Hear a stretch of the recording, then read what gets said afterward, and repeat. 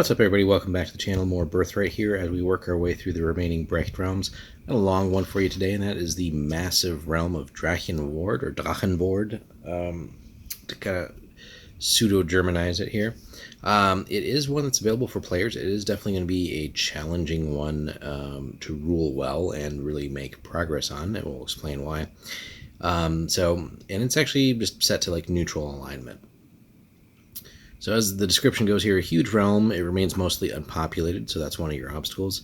No mountains protect the land from the north winds, and glaciers cover many coastal provinces. So as you can see, you got a whole lot of provinces here, but all these zeros that you see with really nothing there, no law temples or guilds, that's all basically just frozen wasteland, although it is being used by a wizard, which we'll get into in the description as well. But so you have a ton of essentially empty provinces, but then if you look, most of the ones that are inhabited, you've got nothing really but 1s, 2s, and 3s, and a single 4 there. So again, sparse is definitely the key word there. Now, law is basically all under your control, though, as far as there are no other contestants.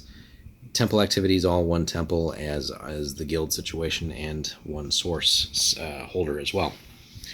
So, Drachenward's law holdings have been in decline for decades. The hags, predations, and the harsh wintry climate have forced the once proud line of kings to fight a losing battle against anarchy. More Drachen, who's a level 7 ranger, very small bloodline but neutral good, cannot seem to stem the tide of time. And again, with just such a massive, unruly province, sure, that makes sense. Now, the Drachenhauchen, the Drachen's champions, church devotes itself to the worship of Kirche and the present, which is weird because then the Kirche in German is just church itself. So yeah, all these fun little things that they throw in here. But anyway, and the preservation of Drachenward. The Soldat of Drachenward is the traditional leader, but he has let the leadership fall to Gelda Fresmund, who's just a level 4 priest here, very tiny bloodline as well, chaotic good. A young priest with good intentions, but little leadership experience. Now, when they say here leadership, I think they're really referring to again, just the purely the church there, because the soldat is then also a word for soldier. So interesting titles here within the church, though, nonetheless. But here, then, you have a situation where the older, more established priest is essentially just, for various reasons, turning sort of operations over to a younger up-and-comer, essentially. On the guild front, we have in ancient times the Drachenfleissers, the Drachenward headhunters, drove the gnolls out of the forests of Drachenward and kept the borders secure. They were a true army then. Now, the more Jaegers, the more headhunters, endeavor to recapture some of that mystique as a mercenary company in the employ of the Soldat. The headhunters also make a profit hunting, fishing, and trapping in the woods and along the glacier known as the Klessberg. So you have that as well. Now, Moor here, not to be confused with the Moor's domain in Anweir. Sources: the dragon, again, kind of left as a mystery for us. Maybe the only practicing wizard in Drachenward, and no one has ever seen his, her, or its face. The most persistent rumor claims that the dragon is actually a cerulean dragon, which again, super, super rare in this setting, but amazing if that were the case here. With the ability to use Mayvale of Drachenward's sources in the same manner as a blooded wizard. So that presents all kinds of cool, unique opportunities depending on how the DM wants to proceed with that. Now let's get into some of the resources that you have, which are really not that many. Now, More Drachen collects 45 regency from his own holdings and province rulership. He rules every province not covered by the Klessberg, and an additional 6 RP from his 2 lieutenants and vassals. So you have a fair bit there. Now, where things are going to kind of bite you is your treasury, 12 gold bars. Not terrible, but certainly not great for such a big country that really is going to require some ambitious ruling. This should increase, though, since both of his vassals have started turning over half their profits every domain turn, so it's good that you have essentially two other income streams there. Now, your army, for what it is pretty solid. You have 3 units of Moor's Headhunters, that's mercenary infantry. You have 3, essentially, also Moor's Headhunters, but here as scouts. So I kind of wish that they would just come up with a different name there, but certainly you can feel free to be creative there and make adjustments. You get 2 units of levies, so nothing fancy there, but then you do get 2 units of Drachen's champions, which are elite infantry, and would be a cool thing to eventually have the resources to expand and have that be a very solid core of troops just to deal with a lot of the other non-human incursions that you're likely to have to deal with. So, because of the Klesberg, which covers nearly all of Drachenward's northeast coastline year-round, Drachenward has no real navy. One round ship used almost exclusively for trade purposes spends much of its year in the safe harbor in Drauch. So, you have that. Now, the regent, and kind of explaining the Soldaten thing from earlier, the Soldaten, loosely translated as the king's soldiers, which again in German, literally just soldiers, in Drachenward's Highbrech dialect, have ruled Drachenward for generations, ever since the hag kidnapped the last royal heir of Drachenward generations ago. Elected by a council of advisors, Drachen will rule until he dies, resigns, or is pushed out by dissatisfied nobles. So far, he's done no worse as a regent than most of his predecessors, and shows an energy and vitality uncharacteristic in Drachenward's recent rulers. Drachen has traveled extensively in the Southlands as well, so we can bring some hooks in there. But now he's a grizzled veteran, nearing the end of his 4th decade in life. He wields like a club his determination to see Drachenward recover. But again, we'll get into all the many, many obstacles that you're essentially facing. Now, you do have a couple of cool lieutenants here. So the leader of the Headhunters is named Dremen Slizki, level 5 ranger. Again, decent bloodline there, actually more than Drachens, interestingly enough, at 22, but still kind of low, but that's all right. But he comes from the Voss lands to the southeast, but serves Drachenward as his homeland. He does not fear the manipulations of the Hag, the raiders of Hjorig, or the gnolls of the Fells. His guild of mercenaries, trappers, and forcers has started to bring in money for Drachenward's depleted treasury, which is a good thing, certainly. He secretly hopes that the Soldat will order his men to start taking a few of the eastern provinces of Grebentode, and that he will be made a regent of the area. So he's got some ambitions. Drummond feels that a buffer state, especially one on the southwestern side of the Drachenauer Mountains, could provide Drachenward with much more security and income, which, of course, would be flowing to him. So, sure, there's some double motivations there. Something that, depending on how the DM wants to play it, could be used for good or bad, especially if his ambitions get a little bit too out of hand. On the guild side, Gilda Fresmund is the Soldat's first cousin and heir. She shows little interest in politics, however, so good thing there, generally, and maintains her leadership of the Drachenhauchen only through his support. So interesting there that she is only able to do it that way. Dremen, we're skipping here. An attractive young woman, she secretly loves Dremen and wishes he would notice her. She could benefit from his aggressive nature when dealing with her own holdings. In fact, many of the Drachen's champions worshippers want to join the Headhunters and invade Grebentode. So we got a bit of a weaker leader there in that regard. So then, moving on to some other important NPCs here. So, it's always a tough one to pronounce. Yebruch, level 8 ranger, leads the contingent of the Headhunters in Loch Shell. Rumor has it that she is descended from the ancient race of elves that once lived in Grovnikivek forest before the gnolls, Orogs, and Brutal Voss destroyed all the elven domains but Tuar Anwen. She pledged her loyalty to Drachenward 3 generations ago, and remains young and beautiful, but very cold. On the few occasions when she appears at court, she acts in a gracious and distinguished manner, but in battle with the gnolls and other creatures that plague Drachenward, she is essentially ruthless and brutal. So that's a good asset to also have there, and another pretty formidable ranger. although not blooded. Then another half-elf, Talron Bluch, is a level 7 wizard, very minor bloodline there, and neutral, which is a bit of a contrast to a lot of these characters here who essentially are good in some capacity, but has other interests. Occasionally appearing before the regent's court or meeting with the Soldat's lieutenants, he's provided detailed maps and information on the provinces covered by the Klesberg.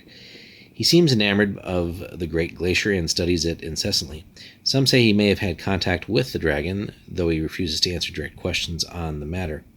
Talron disappears for months, sometimes years at a time, and only reappears with new findings about glacial shifts, new monsters he's sighted, and reports on the dragon's source holdings, though how he learns that information remains a mystery.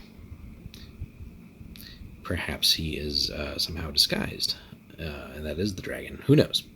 The hag, though, is going to be really the biggest issue. The hag, and we check out our video on her as well, as far as her domain goes, and we'll have a feature on her when we get to the Anshe as well. But anyway, the hag continues to plague Drachenward, but she seems to have focused more on Grabentoad in recent years, which is a good thing for you, at least at the outset.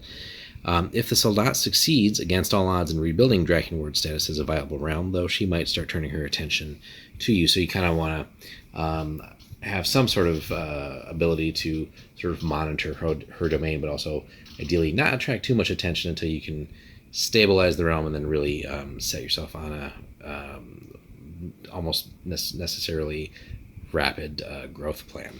So we'll move on to the other remaining areas here.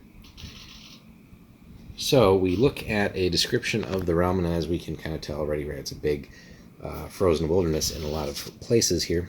So Drachenward encompasses the northern and eastern reaches of the Drachenward Mountains.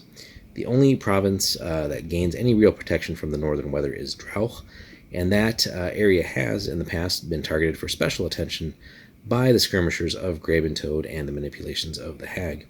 The great pine forests of the interior remain snow-covered throughout the year, and the Klesberg keeps any hopes of fishing or agriculture far from the minds of Drachenward's people. So what do these people do then? Drachenward also has other problems. The dragon rampant emblem on its noble's coat of arms didn't find its way there by accident. 4 of Cerullia's very rare dragons are believed to make their homes in the Drachenward Mountains or perhaps in the Klesberg. Drachenward may be home to the only dragon known to be able to cast realm spells as well. So again, with the dragon that we saw there, as far as one of the only source holder. These facts, combined with the harsh climate, does not make the realm a target for ambitious immigration. So that's going to be one of the hard parts of essentially ruling up your realm and increasing the population. In spite of this, Drachenward has kept its dignity through the years, not falling prey to the traps of Grabentoad. Pirates, bandits, and lawbreakers meet harsh justice in Drachenward, so they tend to steer clear.